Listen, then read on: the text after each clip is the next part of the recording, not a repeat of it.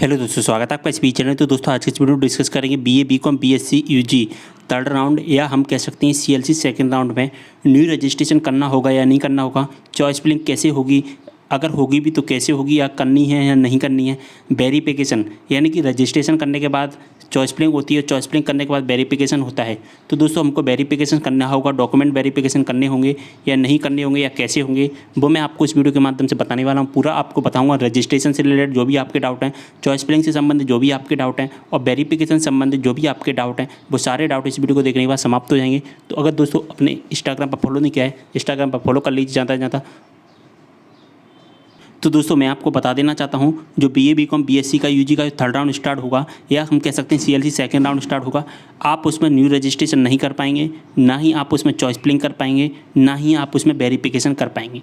अब दोस्तों आप लोग सोच रहे हैं कि अगर हम नहीं जो कि रजिस्ट्रेशन नहीं कर पाएंगे, चॉइस फिलिंग भी नहीं कर पाएंगे और ना ही हम वेरिफिकेशन कर पाएंगे डॉक्यूमेंट का, तो हमारी जो मेरिट लिस्ट कैसे बनेगी।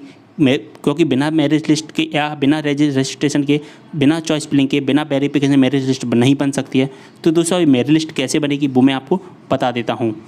तो दोस्तों जो हमारी मेरिट लिस्ट बनेगी वो डायरेक्ट मेरिट लिस्ट आएगी। डायरेक्ट कैसे आएगी? कॉलेज से मेरिट लिस्ट आएगी। 1 अक्टूबर से 7 अक्टूबर तक चलने वाली है, जो कि सीएलसी थर्ड राउंड। और आपने जो सीएलसी सेकंड राउंड यानी कि जो सीएलसी फर्स्ट राउंड स्टार्ट हुआ था या हम कह सकते हैं सेकंड राउंड स्टार्ट हुआ था, उस राउंड में आपने जो रजिस्ट्रेशन कर लिया था, कर लिया होगा। इसके बाद आपने चॉइस फिलिंग भी की थी सीएलसी राउंड में या सेकंड राउंड में चॉइस फिलिंग भी की थी, और इसके बाद में आपने डॉक्यूमेंट वेरिफिकेशन भी करवा लिए होंगे।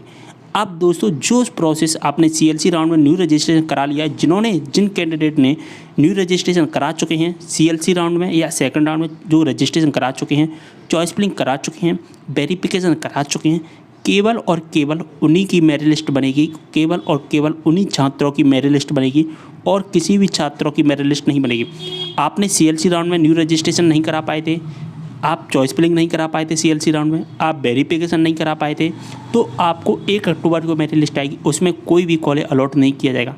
भले ही आपने दोस्तों फर्स्ट राउंड में रजिस्ट्रेशन करा लिया हो, भले ही आपने फर्स्ट राउंड में चॉइस फिलिंग करा ली हो, भले ही आपने वेरिफिकेशन करा लिया हो फर्स्ट राउंड में, लेकिन दोस्तों आप चॉइस फिलिंग नहीं करा पाए हैं। कौन से राउंड में? सेकंड राउंड में या सीएलसी राउंड में आप चॉइस फिलिंग नहीं करा पाए हैं, आप रजिस्ट्रेशन नहीं करा पाए हैं, आप वेरिफिकेशन नहीं करा पाए हैं, तो आप थर्ड राउंड में कुछ भी नहीं कर पाएंगे। क्योंकि जो थर्ड राउंड में मेरिट लिस्ट बनेगी डायरेक्ट आने वाली है। देखिए तो दोस्तों जैसा कि आप देख पा रहे हैं, जब आप इसकी ऑफिशियल वेबसाइट पर आते हैं तो यहाँ पर ओनली एक ही लिंक दिखाई देते हैं, 3 लिंक दिखाई देते हैं। एक तो आपको मेरिट लिस्ट का लिंक दिखाई देता है, एक आपको अलॉटमेंट रीप्रिंट अलॉटमेंट लेटर का जो कि लिंक दिखाई देता है, और एक आपको फीस सबमिट का लिंक दिखाई देता है। यानी कि 3 लिंक दिखाई देते हैं। 1 अक्टूबर से लेकर 7 अक्टूबर तक चलने वाला है सीएलसी सेकंड राउंड या थर्ड राउंड। यहाँ पर ना तो आपको कोई रजिस्ट्रेशन का लिंक दिखाई देता है, ना आपको चॉइस फिलिंग का लिंक दिखाई देता है, ना आपको वेरिफिकेशन का लिंक दिखाई देता है। डायरेक्ट मेरिट लिस्ट बनेगी। अब दोस्तों मेरिट लिस्ट किस तरह से बनेगी, इसके बारे में कंप्लीट नॉमिनेट का एक वीडियो मैं बना चुका हूँ।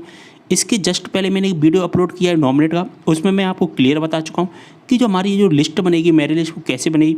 वो मेरिट लिस्ट बनेगी दोस्तों हमारी, वो बनेगी जनरल कैटेगरी से। ना तो इसमें कोई ओबीसी कैटेगरी वाला स्टूडेंट रहेगा, ना एससी वाला रहेगा, ना एससी। यानी कि ओबीसी को जनरल मान लिया जाएगा, एससी कैटेगरी को जनरल मान लिया जाएगा, एसटी कैटेगरी को जनरल मान लिया जाएगा, ईडब्ल्यूएस कैटेगरी को जनरल मान लिया जाएगा। यानी कि किसी भी कैटेगरी में रिजर्वेशन नहीं रहेगा, और जो मेरिट लिस्ट बनेगी जनरल कैटेगरी के आधार पर बनेगी। यानी कि तो इसमें जो परसेंटेज का है, इसमें जो कॉलेज में नाम आने का चांसेस होगा, जो परसेंटेज ली जाएगी वो बहुत ज़्यादा हाई ली जाएगी। क्योंकि जनरल कैटेगरी में आपको पता है जो परसेंटेज होती है वो कितनी ज़्यादा हाई जाती है। किस तरह से बनेगी मेरिट लिस्ट कंप्लीट वीडियो बना चुका हूं, उस वीडियो को देखने के बाद सारे डाउट क्लियर हो जाएंगे। तो उस वीडियो को जरूर चेकआउट कर लेना। तो रजिस्ट्रेशन, चॉइस फिलिंग और वेरिफिकेशन संबंधित सारे डाउट क्लियर हो गए होंगे। अगर आपको कोई भी डाउट होता है तो ज़्यादा से ज़्यादा कमेंट करें, वीडियो को ज़्यादा से ज़्यादा शेयर कर देना। आप लोग वीडियो को लाइक नहीं करते तो ज़्यादा से ज़्यादा लाइक किया करें, और एक छोटी सी रिक्वेस्ट, इंस्टाग्राम पर फॉलो नहीं करते, इंस्टाग्राम पर भी ज़्यादा से ज़्यादा फॉलो कर लीजिए। ओके, वीडियो को यहीं पर करते समय मिलते हैं नेक्स्ट वीडियो के साथ। तब तक बाय।